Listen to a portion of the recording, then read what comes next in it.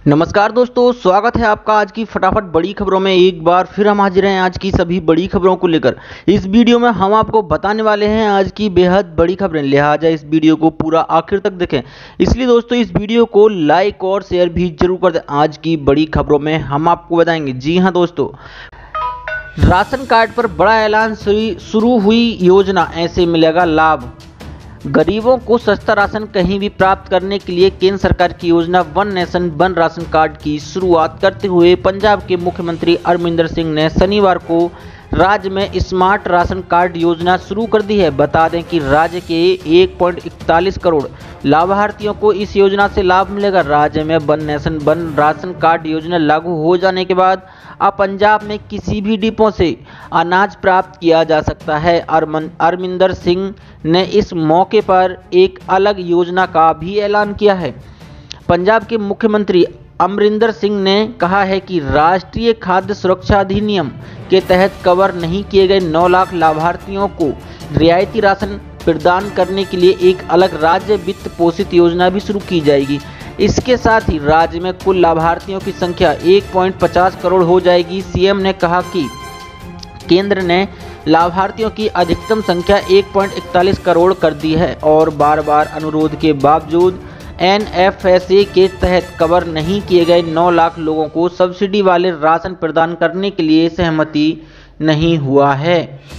मुख्यमंत्री ने कहा है कि उनकी सरकार ने राज्य वित्त पोषित योजना के तहत ऐसे भी बचे हुए पात्र व्यक्तियों को शामिल करने का फैसला किया है। उन सभी का भी विवरण जल्द ही घोषित किया जाएगा। स्मार्ट राशन कार्ड योजना का शुभारंभ करते हुए मुख्यमंत्री ने कहा है कि इस योजना से भ्रष्टाचार पर अंकुश लगाने में मदद मिलेगी और लाभार्थियों को अपने डिपो से खरीदारी करने की आज़ादी भी मिलेगी। उन्होंने इसे लाभार्थी को सशक्त बनाने की दिशा में एक बड़ा कदम बताते हुए कहा है कि इससे बेईमान राशन डिपो धारकों द्वारा लाभार्थियों के शोषण को समाप्त किया जा सकेगा। यह योजना लाभार्थी को पंजाब राज्य के किसी भी राशन डिपो से खाद्यान्न प्राप्त करने का अधिकार देती है। लुधियाना में राज्य के खाद्य एवं आपूर्ति मंत्री भारत भूषण आशु ने ऑनलाइन सिस्टम द्वारा इस योजना की घोषणा की और बताया कि स्मार्ट राशन कार्ड योजना 2013 में केंद्र की तत्कालीन मनमोहन सिंह सरकार ने बनाई थी। राज्य में 37 लाख कार्ड बनाए जाएंगे। इससे 1.5 करोड़ लोगों को फायदा होगा। साथ ही बढ़ते हैं आज की एक और बड़ी खबर की ओर। मोदी सरकार दे रही है सीएनजी और पीएनजी डिस्ट्रीब्यूटर बनने का मौका। लाइसेंस देने के लिए नीलामी जल्द होगी।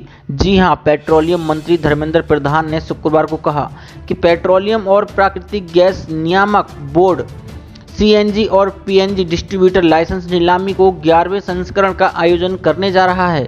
इस नीलामी के बाद 100 से ज़्यादा जिलों को स्वच्छ ईंधन मिलेगा। छत्तीसगढ़, मध्य प्रदेश और विदर्भ के 50 से 100 जिलों तक शहरी गैस नेटवर्क की सुविधा होगी।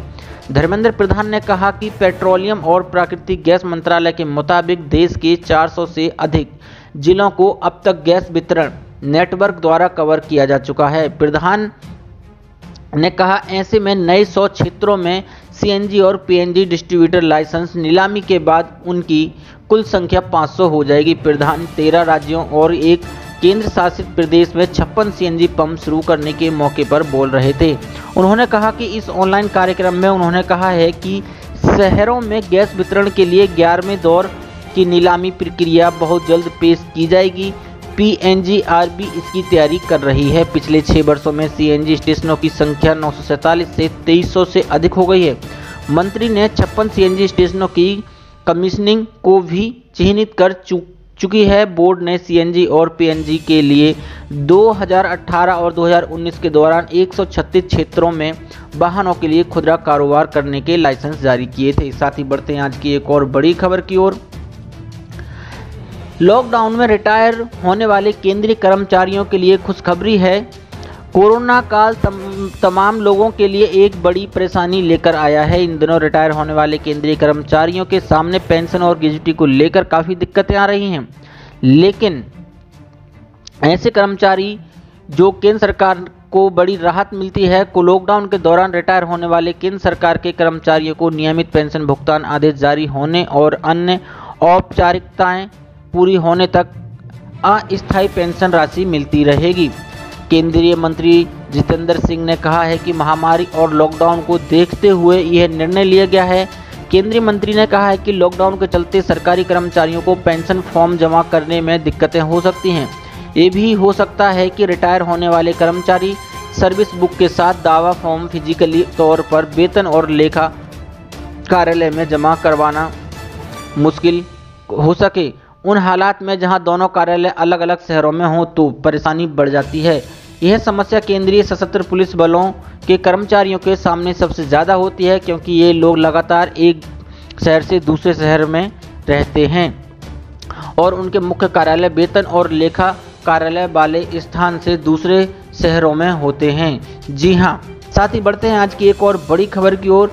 मौसम विभाग ने जारी की चेतावनी, इन राज्यों में होगी भारी बारिश। मानसूनी बारिश इन दिनों देश के कई हिस्सों में लोगों की आफत बनी हुई है। बारिश के चलते सड़कों पर जलभराव होने से आवाजाही भी प्रभावित हो रही है। अब फिर भारतीय मौसम विभाग ने 13 सितंबर से अगले 3-4 दिन कुछ राज्यों में भारी बारिश की आशंका जताई है। इससे लोगों को गर्मी व उससे राहत मिलेगी। हालांकि बारिश के खतरे से बचने की भी चुनौती है। स्काईमेट वेदर के अनुसार 14 और 15 सितंबर को महाराष्ट्र तथा पश्चिम मध्य प्रदेश में भारी बारिश दर्ज की जाएगी। इस सिस्टम का प्रभाव उत्तरी मध्य भारत और दिल्ली में 16 से 18 सितंबर के बीच देखा जाएगा। इन भागों में हल्की बारिश दर्ज की जाएगी। 15 सितंबर से पश्चिमी राजस्थान से मानसून वापसी करेगा, जबकि दिल्ली से इसकी वापसी 21 सितंबर को हो जाती है। आगामी सिस्टमों के चलते राजस्थान से मानसून की वापसी 15 दिनों के लिए टल सकती है। उम्मीद है कि 13 से 18 सितंबर के बीच मध्य भारत के राज्यों पर इसका प्रभाव रहेगा। मध्य भारत के महाराष्ट्र के मराठवाड़ा, मध्य महाराष्ट्र, कोंकण, गोवा, मध्य प्रदेश, गुजरात और पूर्वी राजस्थान तक ये मानसून को सक्रिय करेगा। जानिए अगले 2 दिन से 3 दिनों में देश में कैसा रहेगा मौसम। बिहार, छत्तीसगढ़, झारखंड, मध्य प्रदेश, विदर्भ के अलग अलग स्थानों पर बिजली की गरज के साथ मध्यम गरज के साथ बारिश का अनुमान जताया जा रहा है। अगले 3-4 दिनों के दौरान उप हिमालय, पश्चिम बंगाल और सिक्किम और पूर्वोत्तर भारत, मुख्य रूप से असम और मेघालय में पृथक स्थानों पर भारी वर्षा होने की उम्मीद जताई जा रही है। 12 सितंबर से ओडिशा, तटीय आंध्र प्रदेश और येनम, तेलंगाना, महाराष्ट्र और गुजरात राज्य में वर्षा की तीव्रता में वृद्धि की संभावना जताई जा रही है। अगले 3-4 दिनों के दौरान इन क्षेत्रों में भारी गिरावट की भी संभावना है। अगले 12 घंटों के दौरान उप हिमालय, पश्चिम बंगाल और सिक्किम, असम और मेघालय, तेलंगाना, तटीय आंध्र प्रदेश और येनम, तटीय कर्नाटक और कोंकण और गोवा में बारिश के आसार हैं। साथ ही बढ़ते हैं आज की एक और बड़ी खबर की ओर। ESIC को लेकर सरकार का बड़ा फैसला, बेरोजगारों को मिलेगा 50% वेतन। जी हाँ, कोरोना संकट में बेरोजगार हुए औद्योगिक कामगारों के लिए सरकार ने बहुत अच्छी खबर दी है। श्रम मंत्रालय ने अटल बीमित व्यक्ति कल्याण योजना के तहत राहत बढ़ाने के फैसले को अधिसूचित कर दिया है। इससे ESIC के सदस्य कर्मचारियों को करीब 50% अनएम्प्लॉयमेंट बेनिफिट देने का रास्ता साफ हो गया है। इस निर्णय से करीब 40 लाख कामगारों को फायदा हो सकता है। सरकार ने नियमों को लचीला बनाते हुए तय किया था कि कोरोना संकट में नौकरी गंवा चुके औद्योगिक कामगारों को 3 महीने तक 50% तक अनएम्प्लॉयमेंट बेनिफिट के रूप में दिया जाएगा। ये फायदा उन कामगारों को मिलेगा जिनकी इस साल 21 मार्च 2020 से 31 दिसंबर 2020 तक नौकरी चली गई हो। अटल बीमित व्यक्ति कल्याण योजना कर्मचारी राज्य बीमा निगम यानी ESIC द्वारा संचालित योजना है। साथ ही इस योजना को 1 जुलाई 2020 से 1 साल के लिए बढ़ाया गया है और यह 30 जून 2021 तक प्रभावी रहेगी। हालांकि 1 जनवरी 2021 के मूल प्रावधान बहाल हो जाएंगे। इस योजना से 41,976 कामगारों को फायदा मिलने की उम्मीद है, जो संशोधित शर्तों के तहत इस योजना के दायरे में आ गए हैं और इससे ESIC पर 6,710.68 करोड़ रुपए का बोझ पड़ेगा। ESIC श्रम मंत्रालय के तहत आने वाला एक संगठन है जो 21,000 रुपये तक के कर्मचारियों को ESI स्कीम के तहत बीमा मुहैया कराता है। ESIC अपने डेटा के मुताबिक बेरोजगार कामगारों को यह फायदा देगा, लेकिन इसके लिए कर्मचारी किसी ESIC शाखा में जाकर सीधे भी आवेदन कर सकते हैं और उचित वेरिफिकेशन के बाद उनके बैंक खाते में सीधे रकम पहुंच जाएगी। इसके लिए आधार नंबर का होना आवश्यक है। Centre for monitoring Indian economy की CMIE के अनुसार कोरोना संकट की वजह से करीब 1.9 करोड़ लोग नौकरियां गंवा चुके हैं। सिर्फ जुलाई महीने में 50 लाख लोग बेरोजगार हुए हैं। साथ ही बढ़ते हैं आज की एक और बड़ी खबर की ओर। योगी सरकार का बड़ा फैसला, 50 वर्ष की आयु सीमा पूरा कर चुके पुलिसकर्मियों को करेगी जबरन रिटायर। जी हां, 50 वर्ष की आयु सीमा पूरा कर चुके पुलिसकर्मियों को लेकर यूपी सरकार ने बड़ा फैसला लिया है। सूत्रों के मुताबिक योगी सरकार की तरफ से जारी गाइडलाइन के अनुसार अब उत्तर प्रदेश पुलिस में सेवारत उन लोगों को सरकार जबरन रिटायर करेगी जो 50 वर्ष की आयु सीमा पर पूरी कर चुके हैं। पुलिस की सभी इकाइयों के प्रमुखों को इसके बारे में सूची भेजने के लिए पत्र लिखा है। पत्र में 31 मार्च 2020 को 50 वर्ष की आयु पूरी कर चुके पुलिसकर्मियों की स्क्रीनिंग कराए जाने के निर्देश दिए गए हैं। वहीं सिपाही से लेकर इंस्पेक्टर रैंक के पुलिसकर्मियों को जबरन रिटायर्ड किया जाना तय माना जा रहा है।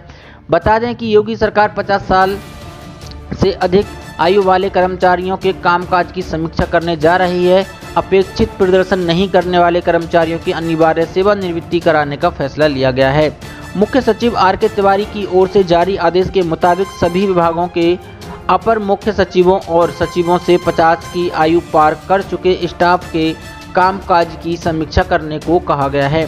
माना जा रहा है कि जो अधिकारी कर्मचारी भ्रष्टाचार में लिप्त हैं उन्हें ऊपर ही कार्रवाई की जाएगी। साथ ही बढ़ते हैं आज की एक और बड़ी खबर की ओर। जी हां दोस्तों, 7 पे कमीशन को लेकर बड़ी खबर निकल के आ रही है। केंद्रीय कर्मचारी और पेंशनर को ध्यान देने की जरूरत है। महंगाई भत्ते को लेकर लगी याचिका कोर्ट ने दिया है बड़ा निर्णय।